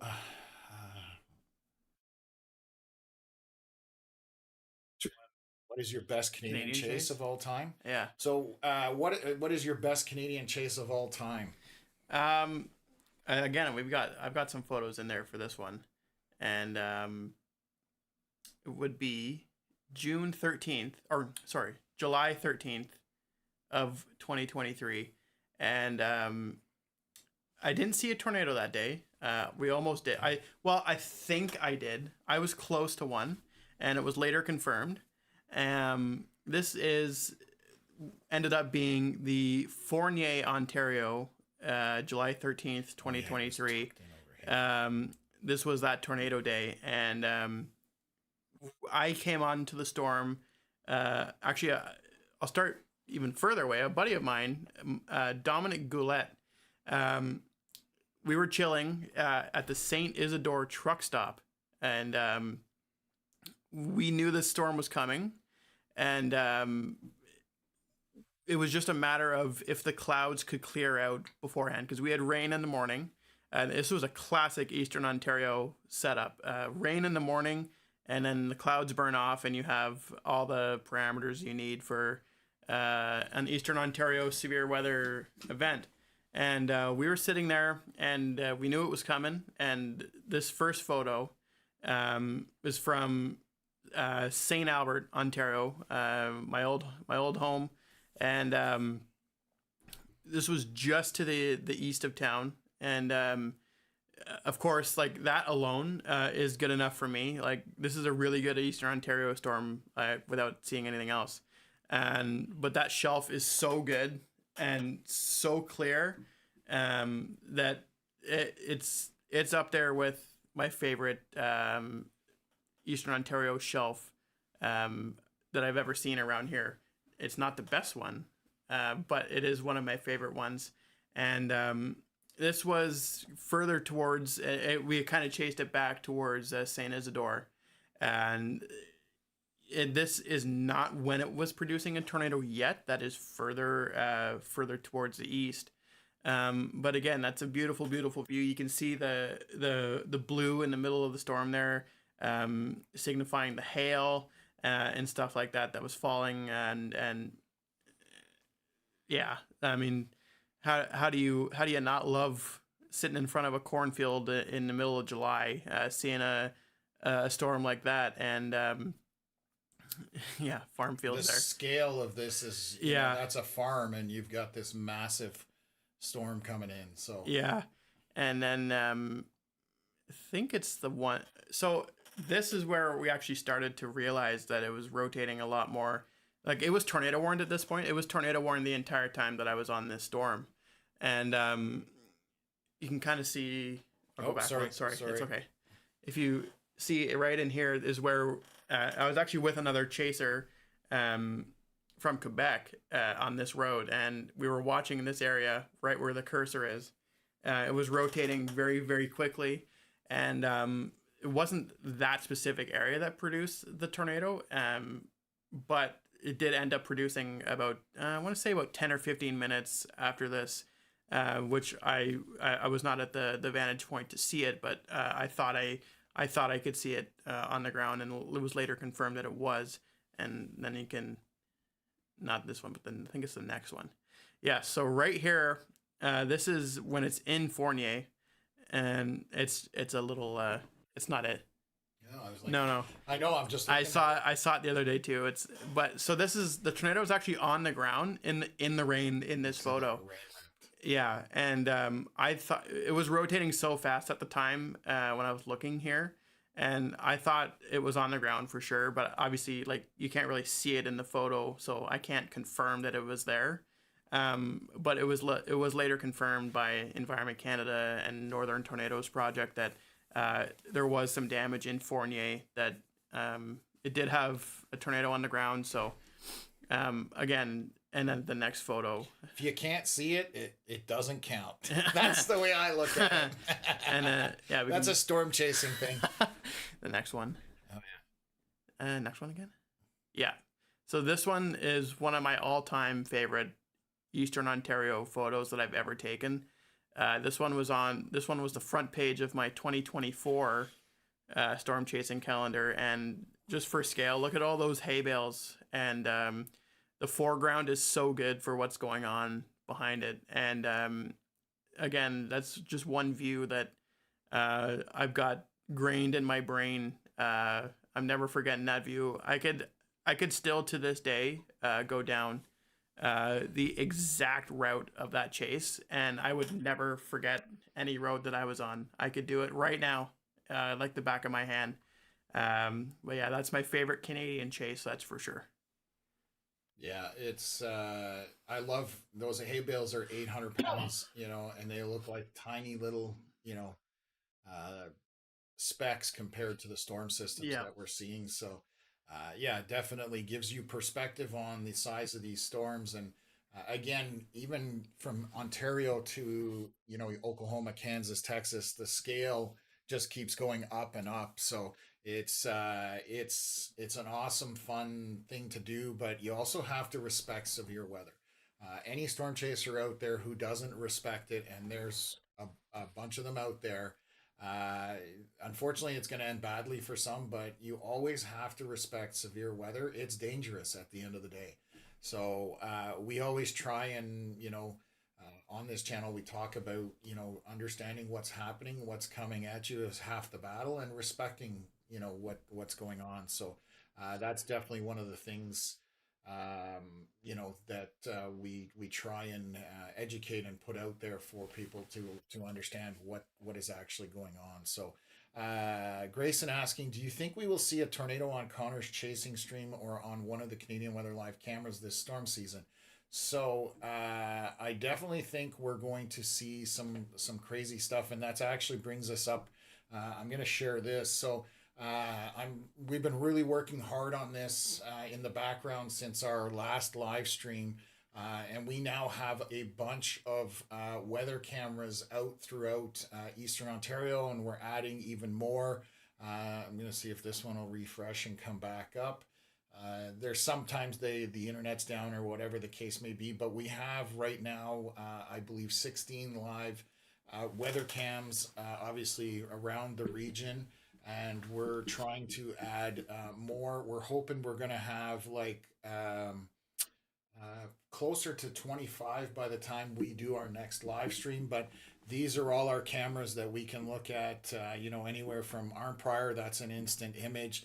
So you can see that that's live footage happening as the sun sets. And, we've got them all over the place. Gananoque, here's another one that we've got. Oh, of course, this is that. The timing is impeccable. I don't know what that glitch was. Probably my computer, to be honest with you. So we have the ability now to give live, conditions in many areas around Eastern Ontario, and we want to grow that well outside of Eastern Ontario. But it's going to take time to get that going, because it's a lot of time, it's a lot of investment. But we are working actively at it to get you guys as much information when weather, is severe and moving through our region. We're not just going to tell you it's raining, but these are going to be a great tool for us coming up, in the upcoming season. So that's definitely one thing where we've been working very hard on. We do also have another feature that we're working on. We can't release it just yet, but it's going to be huge for us. It's definitely going to up the game in terms of being able to alert people what's going on when weather is happening. So we've been working, diligently in the background, but that's going to be launched in the next few weeks. So once we can talk about it, we will definitely put it out on our platform, on Facebook, on YouTube. It'll be on Facebook mostly, but we definitely will talk about it there as well. So we're working on a lot of stuff to expand and improve Canadian Weather Live. And at the end of the day, it's all thanks to folks like you that are interested in weather, that help support the platform. And, we're definitely looking to grow this out over the next 6 months or so. What else is here? So that was a question about a tornado. I know we're going to have some crazy stuff happen on the live stream from Connor's vehicle or from our weather cams. I don't want to see a tornado on the weather cam as per se in terms of close. Yeah. Because that's people's homes at the end of the day, or businesses that we are that are being super awesome in hosting our cameras. So I definitely do not wish to see a tornado damaging things, but if it is happening, at least we will be able to give you guys live up-to-date information as to where it is, what's going on. And that's the purpose, is getting the information out as it's happening. So another question came in here. Any good lightning and thunder in the near future here? A whole bunch of nothing in the near future here. It's pretty bleak. Yes. It's well below normal for temperatures over the next couple of weeks. Nothing supportive whatsoever on any severe weather or even just regular thunderstorms. It's a dire situation for us. We want some storms, and I want to chase. We want to stream. We want to do stuff for everybody and for us as well. So, there's nothing going on in the near future at all. Yeah, no, exactly. Right now, it's a waiting game, and we're all going to have to be patient. If you like to see lightning and thunder and the higher end storms, it's definitely going to be a bit of time for that. So patience is the key, and trust me, I'm itching to get to be able to report severe weather for you guys. But in the meantime, that's a good thing in terms of those that don't have anxiety and don't like thunderstorms, then that's it's good in that respect.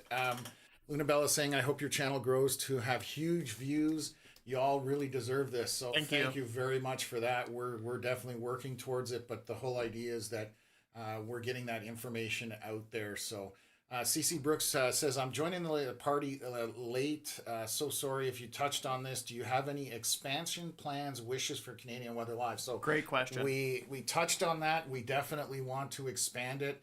One of the things, so we can't talk about it, but it's going to be a big step in the right direction. We are looking at eventually having an app as well for Canadian Weather Live. That's something we're working on. It is down the road. It's not in the next few weeks. That's something that's down the road that we're looking at as well. And we're going to start, I think, expanding where we cover severe weather. I think we're going to try and touch on as much severe weather in Canada as we can realistically manage. It's just essentially the two of us in terms of the being in front of the camera or live streaming. And, you know, obviously we have a great team of moderators that help us out on the live stream and that kind of stuff. So we're going to see how that goes, but I think we're definitely going to expand where we do the coverage to get out. If people are watching, we'll do it. If they're not, well, then that tells us we don't need to be doing it. So big picture, like I said, we do have a big announcement coming up soon in terms of a project we've worked on, the app down the road. So yes, we do have a lot of things we want to get done. We have big aspirations, let's put it that way. So Yep. Big time. Big things coming for sure. Sunset season is starting. Yes, we've already Yes. had a few of those on our cameras actually, because we try and get most of our weather cams to face west or northwest, but we try and do that. So, anyways, yeah, that's definitely that time of year for it. So, and later. I mean, it's still light out. It's almost 9 o'clock, and Yep. you know the sun hasn't quite completely set. So, is it really 9? Oh my Yeah. god. Okay. I'm a big sunset guy, Grayson, as you know. I love sunset season. It's probably my favorite season. Like, it's not a real season per se. Like, sunsets happen, you know, in the winter and whatever.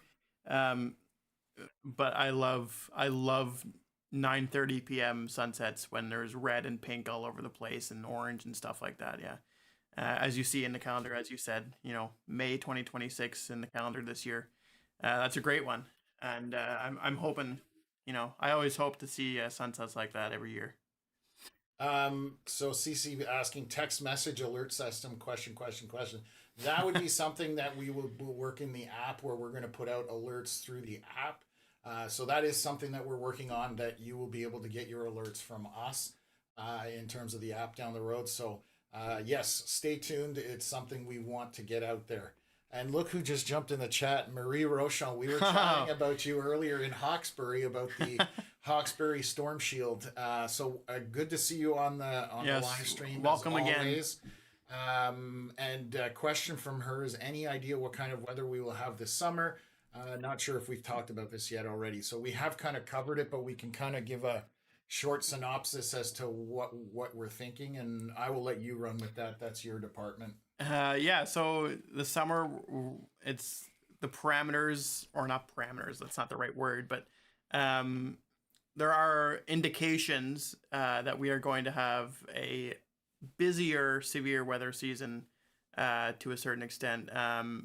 Nothing like last year. Like last year, from a pure chasing perspective, last year sucked. Like there was a drought from you know, the end of July to you know, all the way to the winter. Like my last chase was July 24th. That's, as a chaser, that is painful. Like, I'm really itching to go. And you know, the indications are that we're gonna have a good season, but it's gonna be a later start because we're dealing with below normal temperatures for the first couple weeks of May. And then we're just waiting for the pattern to change, and then you know, we can start maybe talking about it in the later end of the month and early June, and we'll see what happens. But yeah, the summer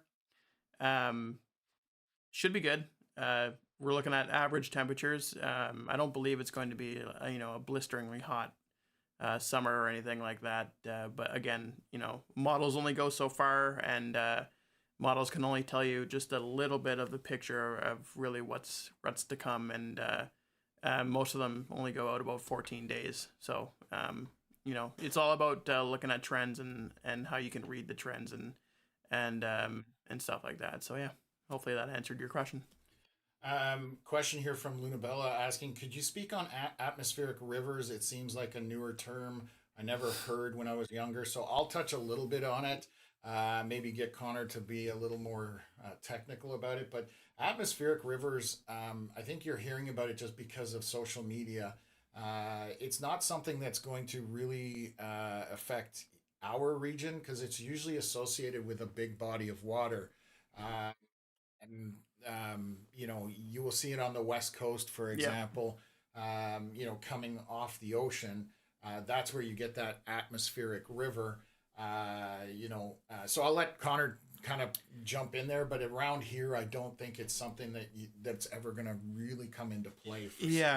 We'll never have that around here. That's mostly a coastal thing, like along the Pacific coast or the Atlantic coast. But it's not it's a newer term, sure, but it's nothing new that has never occurred before. Again, as Tom said, we're in a social media world now, where like you're gonna see these things, and people are gonna talk about the atmospheric river, but these things have always happened before. It just wasn't a well-known thing meteorologically. It's not like this wasn't happening in like 1950, for example. Like, of course, they would happen then. But an atmospheric river is just moisture all going in the same direction. Like, let's use Vancouver, for example. Moisture moving all in the same direction for a long period of time. Like, it could be rain moving all in the same direction right into Vancouver for like 72 hours. Like, that's 3 days. That's basically what an atmospheric river is. Yeah, because at the end of the day, so that people understand meteorology, the atmosphere is fluid, essentially. It's fluid dynamics. It's just not water that you're touching in terms of you can swim in it or whatever, but the atmosphere behaves just like a fluid. So that's what, when they associate it to atmospheric rivers, it's just giving you that idea that you have all this moisture funneling in a specific confined area. And again, it's generally associated with coming off a large body of water onto land that you get those atmospheric rivers. So West Coast, definitely Seattle, Washington, all down that way. California would be another one that you get that. So that's usually what atmospheric rivers refer to. And again, you're hearing about it. I get that all the time. Are we having more tornadoes? Not really. You're hearing about it a lot more. And a lot quicker, excuse me. Back in the day, if a tornado happened in Oklahoma, if it made the 11 o'clock or 6 o'clock news here, that's the only time you would really know about it, or if you had a friend that lived down there. Now it's posted on social media, and 1 minute later, you are hearing about it in the Northwest Territories that there's a tornado in Oklahoma. So Yep. It's all about the technology and the availability of information that you're seeing these things more. And we did talk about this earlier on in the stream. Stuart King asks, will the projected Super El Nino affect weather here in Eastern Ontario? And Tom has some strong feelings about that word. Well, yeah, so we did talk about it at the beginning, and this is just what people are calling the Super El Nino. I don't like the word super. That is just designed to get clicks and, clickbait or whatever. It's you have a strong El Nino, you have an average one, or a below average or weak. Those are the ways to describe your El Ninos. So I know I've seen it posted in places, and I just don't believe in that terminology. It's like having a superstorm or a super fire. Like, it's just something to make it sound worse than it is, or glorify it more than it should be, and it's just a strong El Nino. So, on that note, I'm going to pass it over to Connor and whether it's going to affect our weather. El Nino seasons typically mean we have a more active season around here. It's not going to be a drought season per se. But yes, typically like an El Nino season means we're going to have more precipitation out this way. Maybe a little bit of a busier storm season. And yeah, stuff like that. It doesn't really affect temperatures per se. It's not like it's going to be 35 degrees or 15 degrees or whatever. It's more of a precipitation side of it. Okay, Sorry, I'm still looking for this one video I've been trying to find all night, but may have come across it. I'm just trying to figure out. So, so we were talking about. Okay. So, anybody who's been tuned in for a bit here, this is the tornado. We were asked about what's our favorite storm chase. For me, this is my favorite storm chase with my father. This is Mike Scantlin shooting it. Connor's on the right. I'm obviously driving. Connor McRory, not Connor Yes. Munkett. Connor McRory.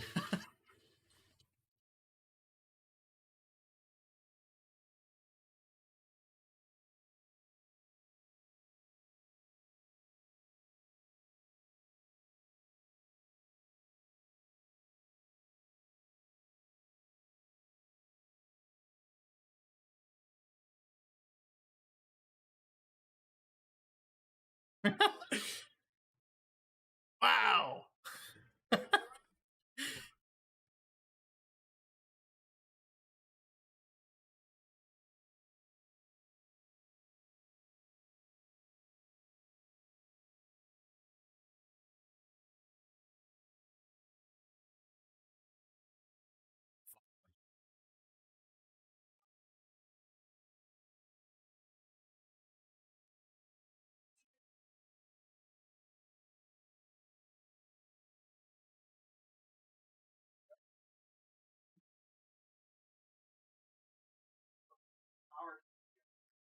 Look at the grass and the power lines. Yeah. Oh, there goes the pole. That's actually our computer for mapping software before Google Maps was a thing.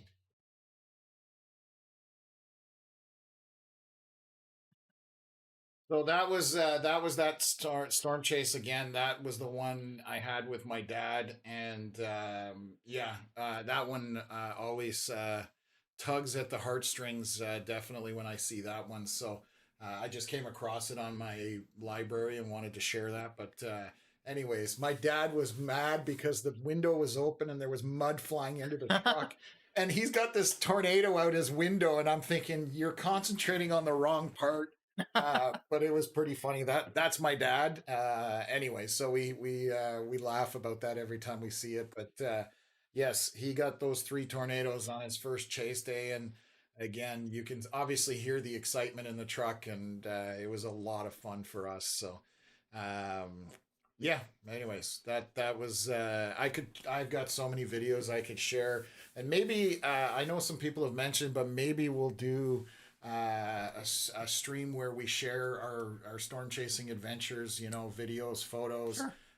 We can maybe prepare something down the road for you guys. And if there's interest, we'll put it out on social media if you guys want us to do that. And maybe we'll do once a month. We'll have Friday nights with Tom and Connor on the live stream. Sure. See what you guys think of that, but we'll put that out there. And again, I could talk till I'm blue in the face, about this. So Yeah. We've been on here for 2 hours. I promise you we could go for 2 more. Oh, without even trying.